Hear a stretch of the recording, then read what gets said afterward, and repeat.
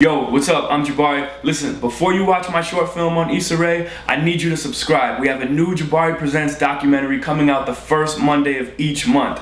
So the first Monday of each month, you'll get a new Jabari Presents doc. So please subscribe. Alright, back to your regularly scheduled programming. Peace.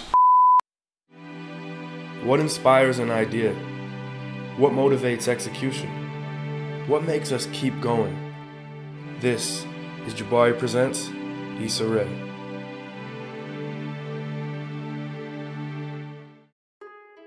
Honestly, Awkward Black Girl was inspired by a little bit of both. Like, it was inspired by a lack of, seeing diversity on television and seeing my type of humor in shows of color.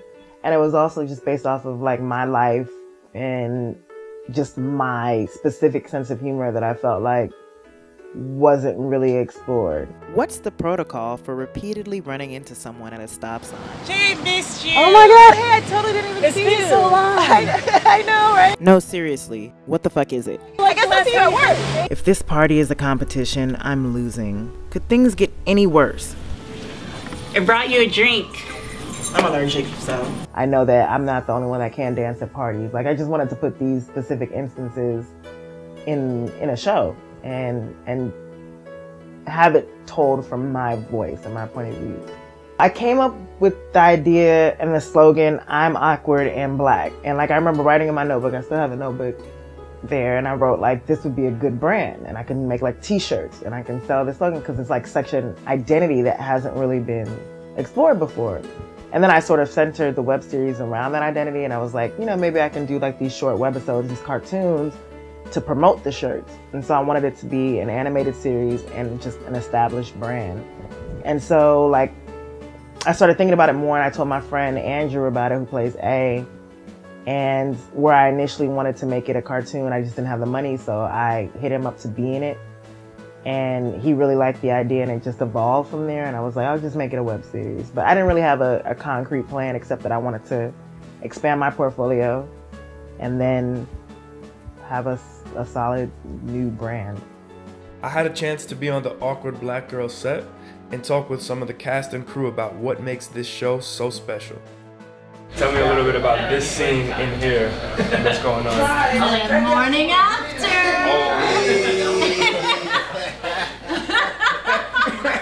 You know what I'm saying? She's right. It is the morning after. So Jay's coming over because she's upset with White Jay. They had their first big fight, right? Okay. And so she needs to come to Cece for advice, of course.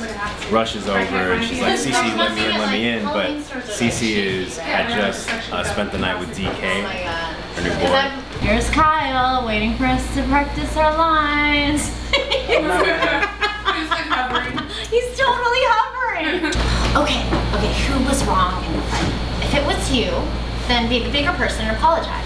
But if it was White Jay, just be the bigger person and talk to him about it. You're just trying to get me out of the house. I really am. DJ Doug knows how to smack it up, flip it, and rub down. Rub it down. Oh, sorry. Rub it Smack it up, flip it, rub it down. Oh god. Oh, no. I have no idea what that means. Is it a song? DJ Doug knows how to smack it up, flip it, and rub it down. Yeah, but I kind of like it when you say it like straight. Okay. Rub it DJ Doug knows how to smack it up, flip it, and rub it down. I found Issa on my own. I started following her on Twitter, and all of a sudden it was literally 3 days later after I started following her, she put out a tweet, I need someone to play my best friend on a web show that I'm developing. And I answered it, and I went to her house for an audition, and then I got the part. And I just thought, okay, I'm just doing what every actor does, goes out for every job, no matter how big, no matter how small, and I had no idea that it was gonna blow up the way that it has. And I think the best part about what's happening right now is it feels like we're actually getting out there and doing stuff, as opposed to me waiting by the phone for my agent to call me or my manager, be like, Sue, did you have an audition for blah, blah, blah, or, And now it's more like, the past 2 jobs that I've gotten have been because people have seen me on Awkward Black Girl. And they're amazing jobs, and I'm so thankful. So it's been this great opportunity. Cece! White Chain and I got into a fight last night, and I have another interview. I need you right now. I'm busy right now. But besties before testies? But the testes are already here. What's up?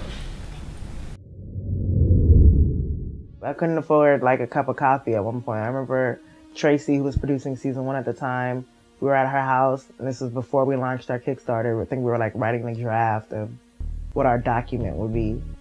And I was like, okay, hold on. I've been around the house all day, and I was like, I need coffee. I'm about to fall asleep.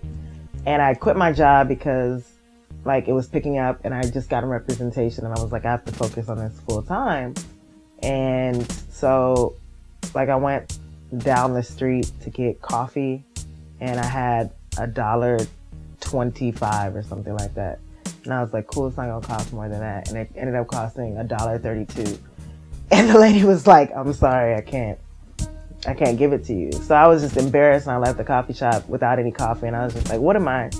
Like, this is a web series, and I don't have any money. And like, I really did quit my job to focus on this, but what is this really?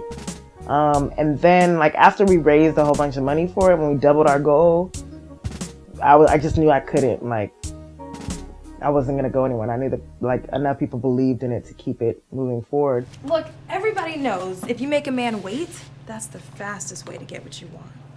Love? Money. Well, me, myself, personally, I say if the chemistry is right, you ain't gotta keep it tight. Day 1, week 1 tops. Bitch, that's why you're sick. Now that the show's getting more popular, you're having to be a little more in different places, and it's not just you anymore working on stuff. It's a big production. So how do you balance your time now? I'm trying to work on that. I'm trying to figure out how to balance my time. It's like an everyday struggle because this is like, I wanted this. I wanted to be, you know, traveling and doing multiple things, but I wasn't like ready for it. I didn't expect it to come as fast as it has. So I'm like taking it all in stride, and I'm, you know, trying to make the best of it, but I'm trying to figure out like how to best manage my time without being exhausted and killing myself. I wanted Issa to show me where the origins of Awkward Black Girl came from. While at her house, she pulled out her notebook where it all started. These are the original Awkward Black Girl ideas. Yeah, these are like a whole bunch of ideas. This is where I was like in New York, sitting on my bed, like writing in my journal. Alright, this is like from a journal entry. It's from January 8th, 2010. Okay. I said, got out of bed waiting to get this TB test. I've been here for at least 30 minutes, maybe longer. I just drank some coffee, so I'm super hot and wired. What to do. I have ideas for the misadventures of ABG. Oh, the adventures of ABG. I want her to work at a telemarketing spot. The sexual adventures of a social misfit, ... who's black. My next web series. Okay, I made IssaRae.com on WordPress. Now I'm trying to upload my shit to YouTube. I'm at the end of this notebook. I filled 2 of these kind of notebooks. Like, Awkward Black Girl was the only time where I was like, my goal isn't to be on TV. I'm making this for the internet, and like I don't even imagine that the TV would pick this up. And so like the one time that I did that and I made something for the internet, that's when I got all the TV questions. And it was great, like, but I never really saw it on TV. And it's weird. I don't know why, but I always felt like TV would change it, and there was just a certain raw element that the internet allows. And I just didn't think that TV was ready for it at the time. And now, you know, I've been approached. Like, it's gotten me in the room, and it's great. But honestly, I don't know. If it's not on cable, if it's not on HBO, if it's not in a place where I would have, like, free reign, I think that it's just fine on the internet. It's done what it needs to do. I would love to make a film, though. Season 1 of Awkward Black Girl has racked up over 8 million views on YouTube to date. And with the world watching her, Issa received a call from someone who she'd been a fan of for years, Pharrell Williams. So the Iron Mother situation happened almost a year ago. Like, he called me up while we were in the middle, or it was after our Kickstarter campaign had like been successful. So when he gets on the phone, he starts like praising the show and you know, giving me all these compliments about like my voice and my style of writing, and I was just like amazed. And then he talks about how he has this top secret channel that that's coming out soon, and he really wants Awkward Black Girl to be a part of it. And so I was with it. He was, and like immediate, he was just like, you know, I've been hearing stories about people wanting to change stuff, and I don't want any of that. Like, I want you to just do you and keep saying nigga and keep, you know, putting these stories out there, and like, I just want to be a part of it. And immediately I knew that he just wasn't interested in changing anything, and that I would have creative freedom, and that was what was important to me in the first place. So when it finally came out that it was I Am Mother, and that it was part of this whole, you know, YouTube's launching these 100 different channels trying to compete with network television, I thought that was like an amazing idea. And so I was super down to be a part of it. The past year has been incredible for Issa Rae, and her future is looking just as bright. She's currently working on a TV pilot with Shonda Rhimes, who's the executive producer of the hit shows Grey's Anatomy and Scandal. As her fan base grows, she's also accepting the responsibility that comes with it. A dad who wrote me this email, and he was just like thanking me, because he was like, I can't really,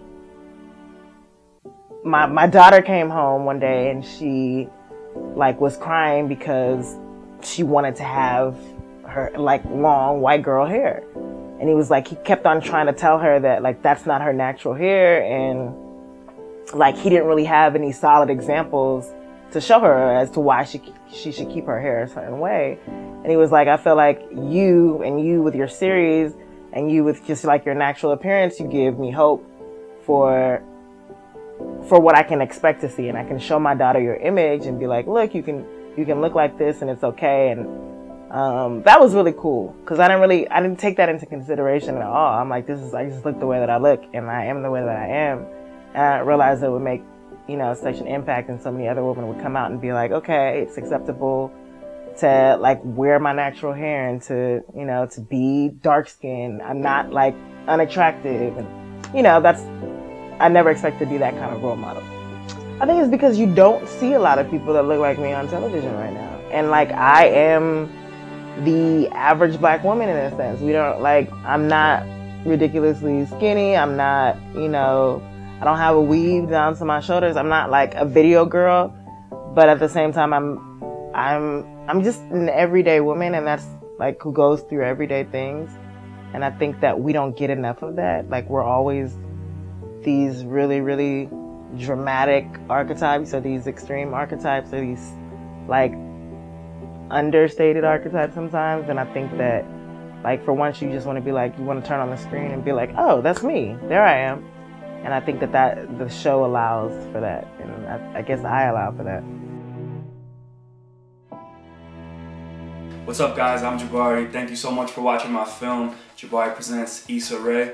You know, we picked Issa because she's such an inspiring woman. She's doing so much great things in her career, and I really just feel like we needed to shed light on a glimpse of her story and some amazing things that she's doing. So, you know, please keep in touch with what she's got going on. If you like this, please like, comment, let me know what you guys liked about it. Let me know how you were inspired.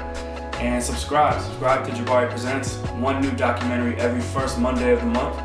And I appreciate you guys watching, man. You know, watching is not enough though. To keep this thing going, we gotta share it, we gotta subscribe, and we gotta like. So do all that stuff, and we'll see you guys next month. Peace.